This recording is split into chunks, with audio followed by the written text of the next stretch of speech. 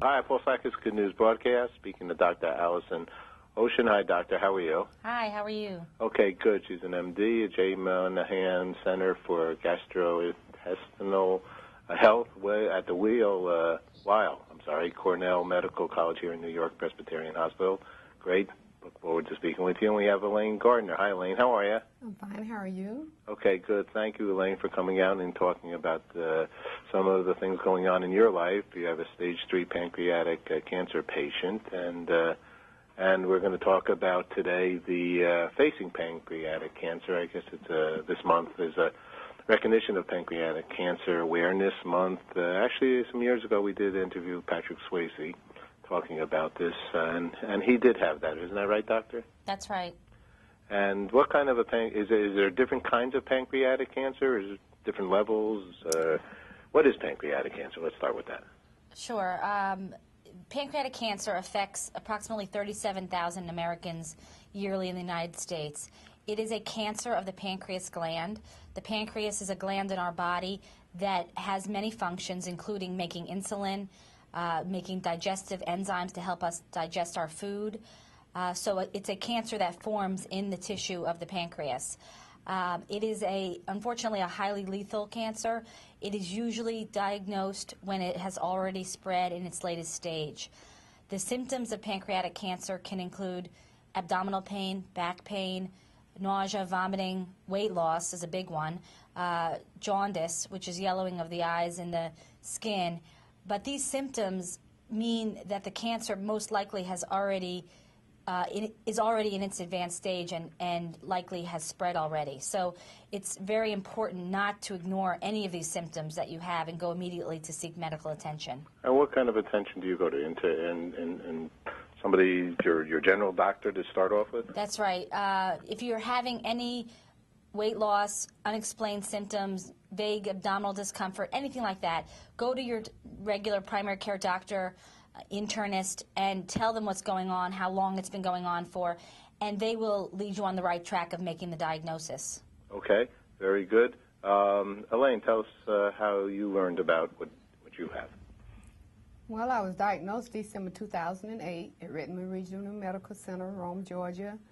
I was experiencing the symptoms that Dr. Ocean has already described for us, and I decided just to go to the emergency room. I had talked with my doctor. They had scheduled me for a longer date back in December to see a GI specialist. But I went on to the emergency room, and the next day they did diagnose me with stage 3 pancreatic cancer. Okay, and there's stage 3, doctor, there's different stages for this? That's right. The pancreatic cancer has 4 stages. Pancreatic cancer is curable only by surgery, so it's very important to catch it in its earliest stages, which is usually stages 1 or 2, which sometimes stage 3 can be cured by surgery.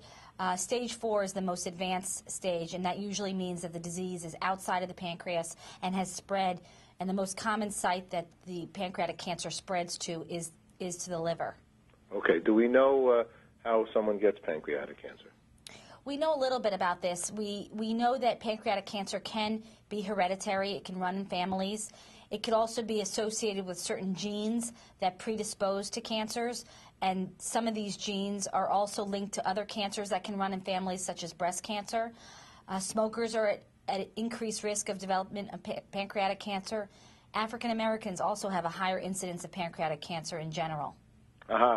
Elaine, I believe, actually, I'm an interfaith minister. I see you're a non-denominational preacher. Are you a reverend? No, I'm just a minister. All right. Okay, you actively exercise, you attend car shows, you ride a, wait a second, ride a Harley? Yes, ride a Harley. Enjoy it, too. All right, and you cherish the time you spend with your 2 grown daughters, and, yes. And you look forward to working full-time this month. I've already went back. As of October the 5th, I've been back. Started with 40 hours a week. When I first went back, everything was good. Mm-hmm. I've been back 30 days now, 40 hours a week. My hat's off to you. Wow, that's fantastic. What an inspiration. The people around you must be saying, you know, you're fantastic, right? Yes, they are. They're glad to have me back. And I'm glad to be back, be able to go back to work even with the diagnosis. All right. Well, I see your diagnosis, the number going down. Yes. That's what I see. Yes. 210. Yes. That's what's going to happen with you because you got the right attitude. Is attitude important, Dr. Ocean? Yes, attitude is very important. We can't stress it enough that you need to have a positive attitude when you're given the bad news of pancreatic cancer. It helps you cope with symptoms better. It helps you deal with side effects of therapies, and it just helps the family cope as well. So be positive and stay active as much as you can, and just have faith that you can. If you can't beat it, at least you can treat it, and you can improve your quality of life. And then when you say treat it, what does that mean? We have to move on. Oh, you have to move on.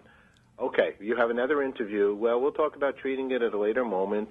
Thank you both very much. Elaine, thanks for coming out and talking about it. Dr. Ocean, Oh, thank you. Thank you. Thanks so much. Take care for sharing. Bye-bye. Thank Bye. you. Bye-bye.